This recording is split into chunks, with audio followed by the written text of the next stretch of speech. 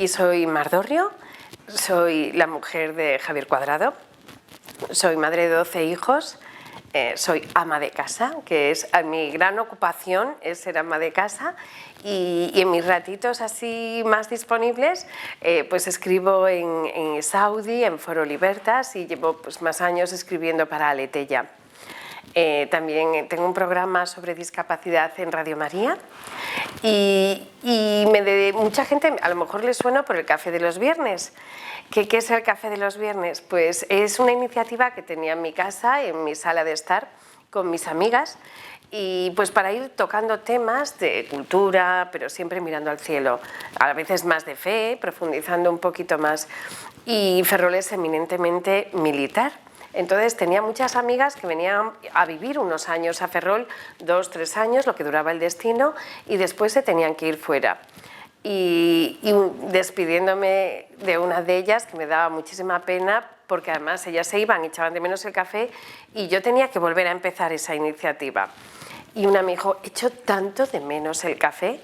Y yo creo que el Espíritu Santo fue el que dio el copyright ya hace muchos años que empezamos a decir, bueno, subo el testimonio a YouTube o cojo un testimonio de YouTube, por ejemplo de Mater Mundi, en el caso de Daniel Arasa, y después utilizamos Instagram como si fuese nuestra televisión para que de todos los cafés puedan preguntarle directamente al invitado. Entonces mis primeras invitadas se convirtieron en anfitrionas.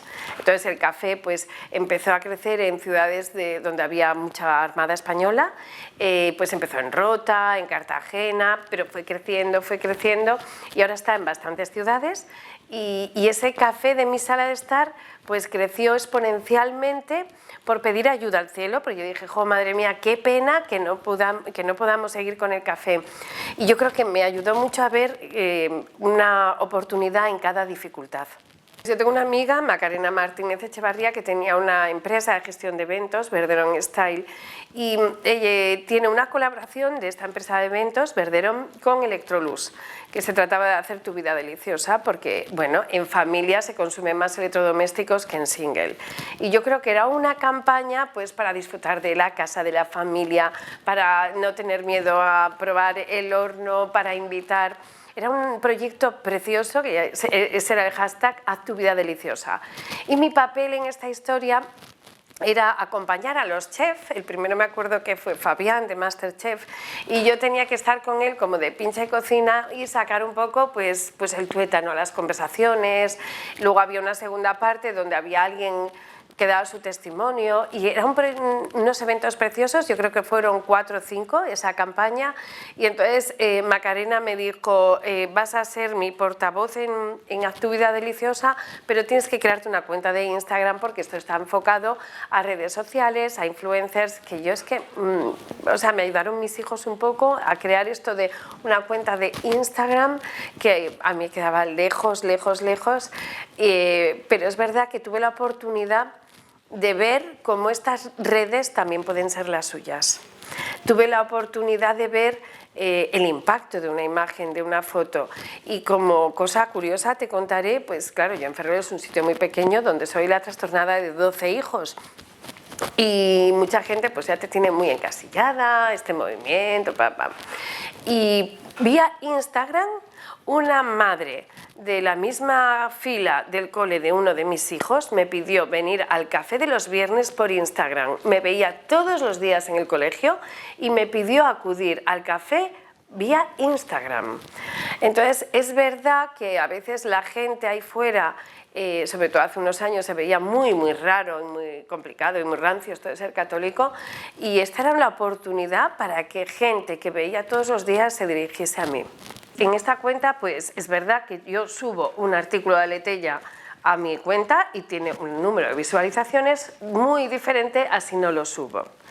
Y con el tiempo vas un poco cogiendo esa política interior y esa relación que quieres tener con las redes sociales, porque al principio nos ha pillado todos a por uvas, y yo creo que con el tiempo las siguientes generaciones podrán pensar cómo quieren que sea esa relación con respecto a los niños, la familia, porque es algo sibilino y complicado.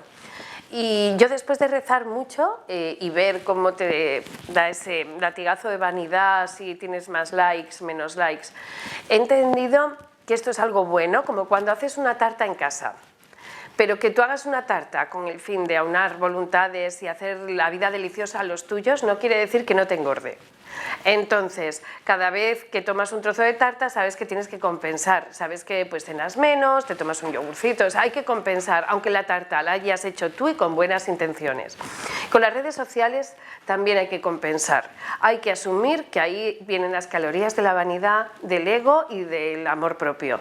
Entonces, yo he pensado, bueno, por lo menos lo ideal sería 10 acordados antes de subir un post, y si no me da tiempo, pero que sean 5. Pero que haya esa compensación, porque esto nos hace daño a todos, aunque lo hagas tú con fines buenos. Yo generalmente creo que no se debe perder el tiempo escuchando comentarios hirientes, o sea, no hay que perder el tiempo dialogando bailando con el enemigo, o sea, aquí lo que no es una crítica constructiva, yo creo que no conviene pues envenenarse. Yo creo que lo más gordo que he sufrido ha sido pues en el programa del Gran Wyoming, cuando pues me puso como representante de las Tradwives y Mardorrio por aquí, haciéndome burla y demás. Y he de decir que hace poco escuché a Diego Blanco decir que al maligno no sabe lo que nos salva, que los dones preternaturales son inferiores, y yo soy consciente de eso, porque cuando fue esa noche, donde sin previo aviso, miércoles en prime time, 10 de la noche, el Gran Wyoming me dedica a esos, yo creo que fueron como 10 minutos de Mardorrio y haciéndome burla y demás, estaba cenando con 2 de mis hijos y empezó a sonar el móvil, ¿no? De estamos contigo, y yo pensando, o sea, no tenía ni idea por dónde me llegaban. Cuando llegué a casa y vimos el vídeo, pues aluciné en colores, pues dices, ¿cómo este hombre sabe de mi existencia? Porque mi día a día es irme a misa, al supermercado, a mi casa, o sea, digo, el Gran Wyoming, ¿cómo me dedica este tiempo? Y por casualidad, que aquí en Mater Mundi sabemos que no hay casualidades, estaban mis 12 hijos en casa, mi hijo que ya vive fuera, mi hija casada con mi yerno, todos mis 12 hijos estaban en casa, y yo me acuerdo que acabamos de ver el vídeo, miré al Sagrado Corazón que tenemos entronado en el salón y dije, estás de broma. Y entonces yo sentí el Señor que me decía en mi corazón, bueno, fíjate lo que me han hecho a mí, o sea, ¿qué me estás contando? Y yo, como una niña pequeña, reaccioné por dentro y le dije, hombre, pero tú tenías a los 12. Entonces miré y estaban mis 12. Y dije, ya, tuche, o sea, venga. Pues sí, señor, o sea, y después, como anécdota curiosa, te diré que mi marido estaba dormido y entonces fui a despertarle, como somos así las gallas. Dijo, mira, es que el Gran Wyoming que ha hecho, ¿no lo quieres ver? Y Javier, me acuerdo que estaba dormido y dice, ningún interés.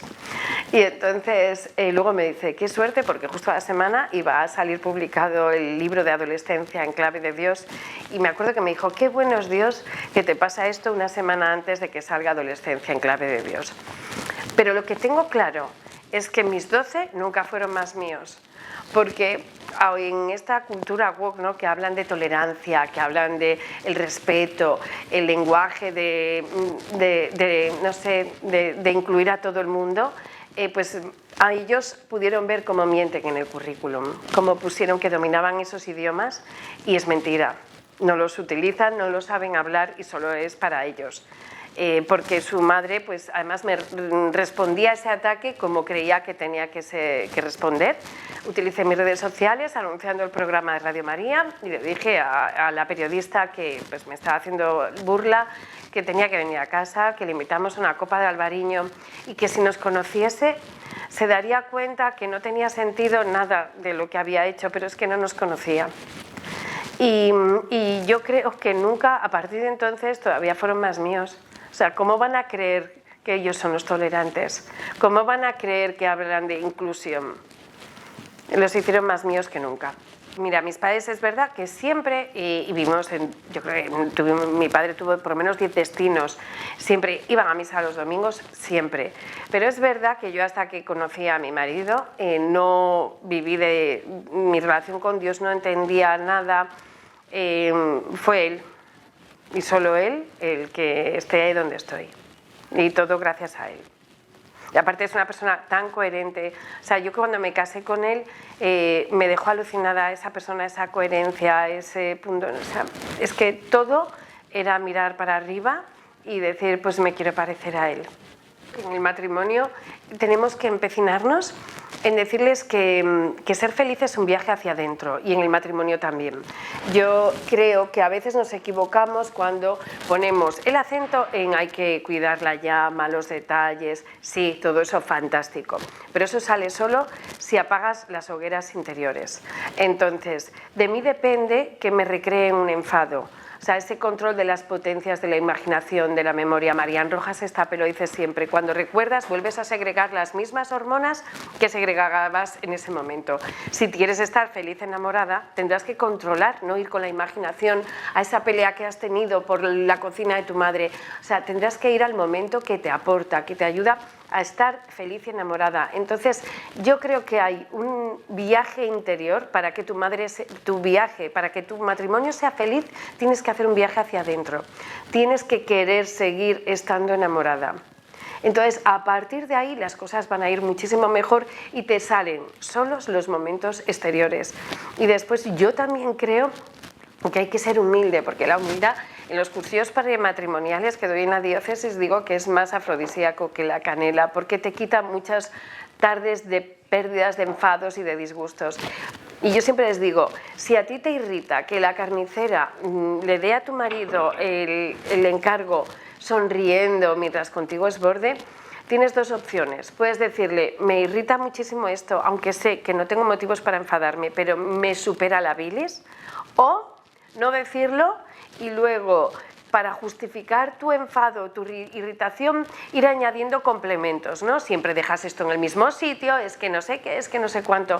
Y todo pasa por la humildad, para reconocer que todos somos mezquinos, que el ser humano tiene un corazón ruin y que te pueden doler cosas que no tengan justificación ni categoría.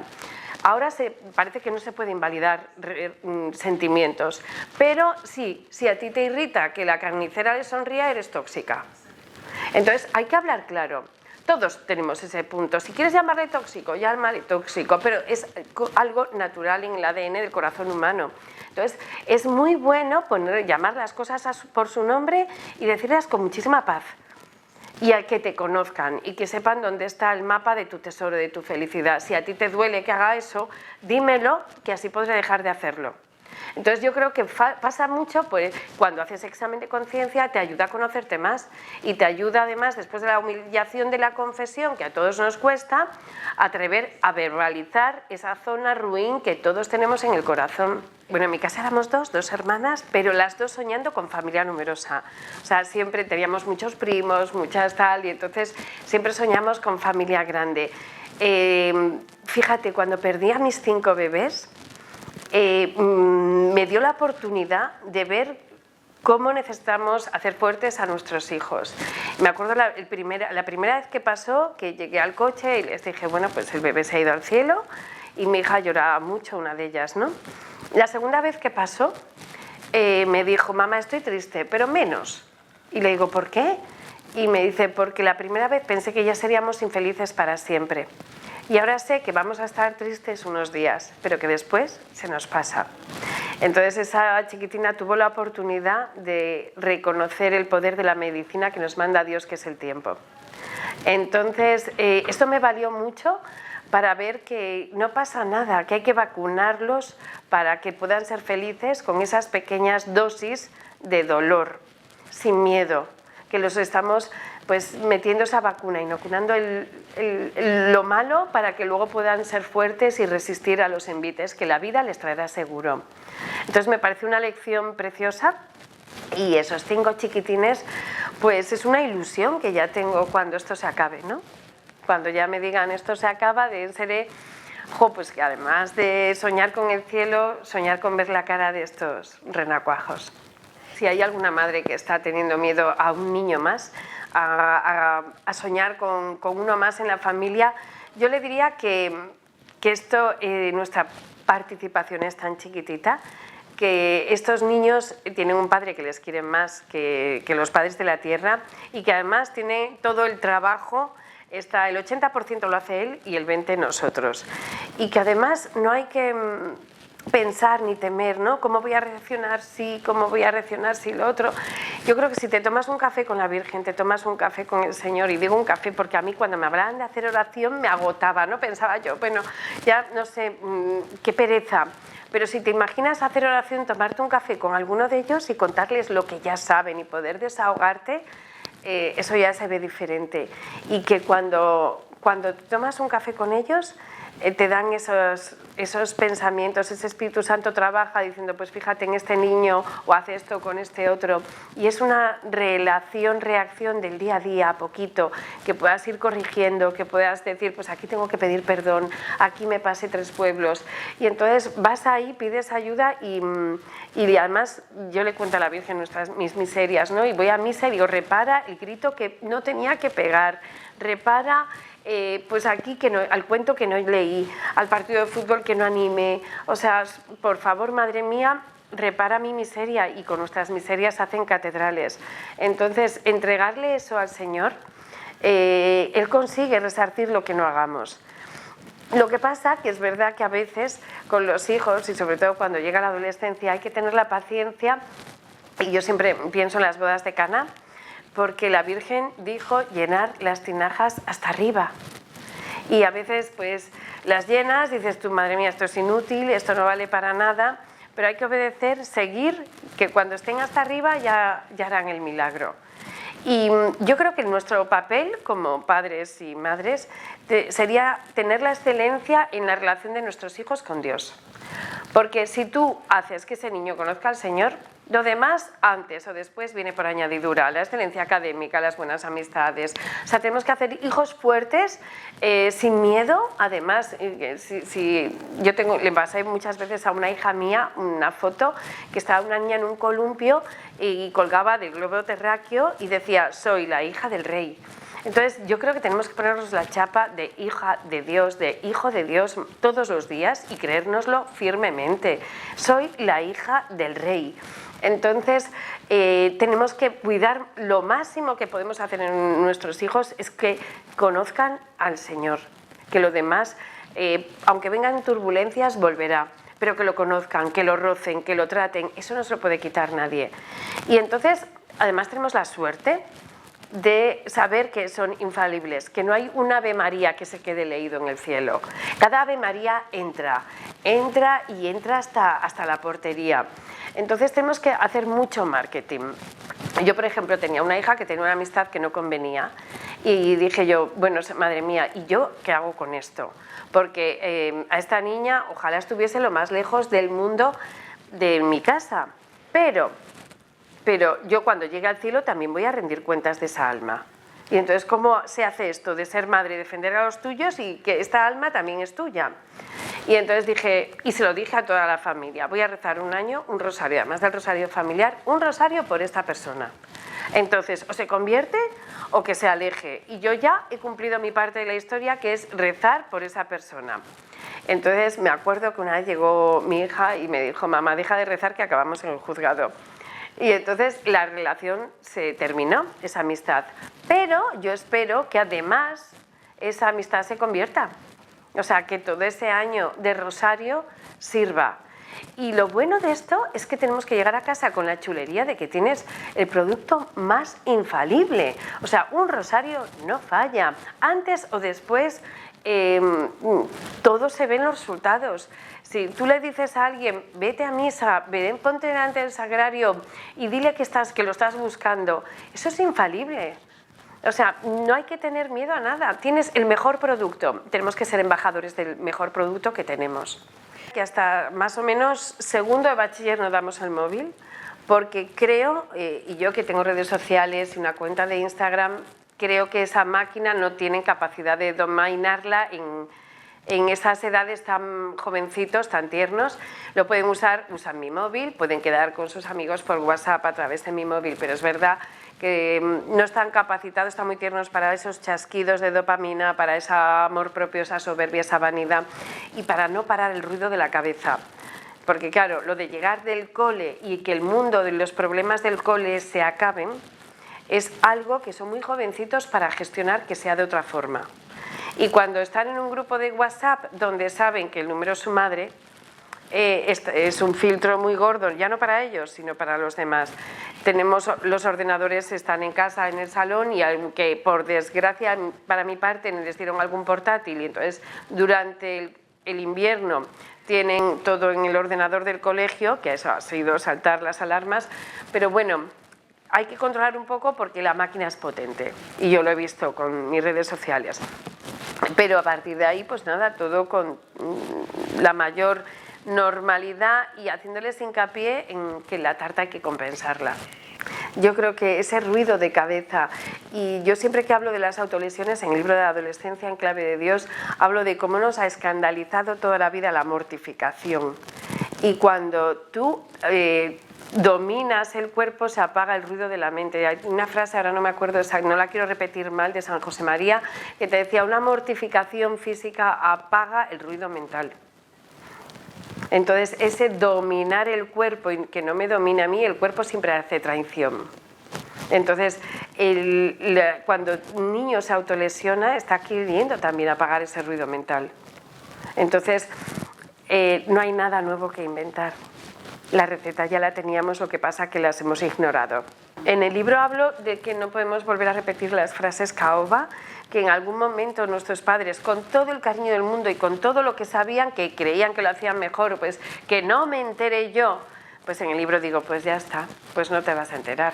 Entonces, tenemos que ser esos padres de, si me pasa algo, voy a llamar a mamá, y no que no se entere mamá, porque entonces pasaríamos de ser corcho a ser plomo. Nos hundiríamos más, que estén más preocupados de que no nos enteremos o de que la primera que meto la pata y a la primera que llamo es a mamá para que yo le pueda apoyar. Y entonces tenemos que tener esa caridad, tenemos que ser esa virgen que además decirles que nosotros también hemos caído. En el libro hablo de una referencia que le hago al Espíritu Santo, ¿no? Que una de mis hijas estaba vistiendo para ir al instituto y esto lo cuento siempre porque me pareció como muy significativo para entender cómo actúa el Espíritu Santo en la familia. Y yo le dije: cariño, estás muy mona, pero esa falda pues, es un poquito corta, ¿no? Y ella respondió como respondemos las mujeres cuando nos dicen algo así: pues es que eres una exagerada, pues es que no voy tan corta, pues es que... Y ella remató diciendo: ¿y tú? Tú lo hacías peor, que tenías una minifalda, y tenía razón. Y entonces en ese momento dije: Tuche, bueno, pues a ver cómo lo arreglamos mañana esto, pero ya no sé por dónde cae tirar. Le pido ayuda al Espíritu Santo y al día siguiente me acerqué a su cama, le di muchos besos, le dije: ¿te gustan mis bizcochos? Y ella, sorprendida, dijo: sí, sí me encantan. Y le dije: pues hace 20 años no me subían, se me quemaban. ¿Qué receta quieres que te enseñe? Entonces esta chiquitina ya entendió que no solo hablábamos de bizcochos. Y ese Espíritu Santo es el que te deja que des el mensaje perfecto, sin ser pesado, sin herir a nadie, sin ironía, sin crítica. Entonces tenemos que tirar mucho del Espíritu Santo, y muchísimo, muchísimo, muchísimo, antes de una tutoría, antes de un médico, antes de una conversación difícil, y que lo haga él. Y con él y la Virgen ya las cosas se deslizan solos. Ya vas a ver cómo la conversación va por unos derroteos que a lo mejor no eran los que tú te habías pensado en tu cabeza, pero que son mucho mejores y más efectivos. Entonces yo creo que cuando un hijo nos preocupa, cuando tenemos que tener una conversación, tenemos que pedir al Espíritu Santo que hable él. Tengo una hija que está de residente de segundo año de neumología y mi yerno también es médico. Entonces ya todavía pues es verdad que abordamos más el tema por la parte del derecho a la objeción de conciencia al que se van a enfrentar los médicos, que niños con fe pueden decir: no me meto en ginecología porque era una batalla que estaba como un campo muy abonado, muy específico, muy acotado. Y ahora pues están todos muy tocados. Entonces, bueno, lo primero que lo tocamos por ellos, ¿no? Porque al final están con los de medicina interna, el neumólogo, mi yerno es oncólogo. Entonces, bueno, humanamente yo creo que o hablas de Dios o es verdad que la tentación de huir del dolor es muy gorda. Entonces, tenemos que promocionar todos los cuidados paliativos, decirle a todo el mundo que en España no tenemos que pasar dolor, que tenemos que tener plantas de paliativos en todos los hospitales y que si así fuera, no habría nadie abocado a... Y después también lo complicado, ¿no? Porque ahora que tengo amigas con hijas, madres mayores, que pues algunas militares que están viviendo fuera de donde está su madre, que no tienen plaza en una residencia, o sea, a veces la falta de soluciones, estos pisos pequeños, porque la teología del hogar hacía falta casas donde pudieras traer al abuelo y donde quepamos, ¿no? Pero aquí en Madrid, que son cajas de zapatos, la gente lo tiene muy difícil, hacer un cuarto para los abuelos, esas residencias, parece que los estamos abocando. Ahora sí soy un lastre. Entonces yo creo que ahí teníamos que pelear un poco más para que las familias pudiesen ejercer de verdad y poder traerse a los abuelos a casa, que los paliativos funcionen, y eso será lo que nos vacune contra la eutanasia, que nadie sienta que se tiene que tener el deber de morirse para no molestar. Es que la ficción da la oportunidad de liberarte del todo, del personaje poder ir a hacer lo que quiera, ¿no? Entonces eso te hace muy libre. Y entonces mi personaje, que es mi heroína, está inspirado mucho en Anne Bronte, que para mí de las hermanas Bronte es la mejor con su obra única y exclusiva, ¿no? La inquilina, y ahora no me va a salir el nombre de la mansión, ¿no? donde es la inquilina de Anne Bronte, y allí habla del matrimonio hasta tus últimas consecuencias, de ser leal a los votos que das. Una de las cosas que me hacía especial ilusión hablar en la novela es del poder de la extremaunción, de que hoy la sociedad, por no asustar al paciente, no le da la extremaunción, y cuando das la extremaunción y has vivido a alguien que recibe la extremaunción, ves el cambio instantáneo, que se le quitan precisamente los miedos, le están dando los superpoderes para hacer ese último viaje acompañado de lo mejor. Entonces, en este libro quería hacer un hincapié a esa extremaunción y quería hablar del bien, de la verdad y de la belleza, donde una mujer es femenina, donde se arregla, donde las casas son acogedoras, donde se cuidan los detalles, porque la belleza te ayuda a la trascendencia. Y entonces quería reivindicar esa mujer hiperfemenina que se entrega y que tiene claro una cosa: por muy complicada que se ponga la vida, siempre sales ganando cuando estás del lado del Señor. Si dejas de estar en gracia, si dejas de hacer las cosas bien, puedes tener una compensación inmediata, pero que a la larga no compensa con estar siempre de la mano del Señor. Y mi heroína pues elige eso, y luego todo va cogiendo sentido.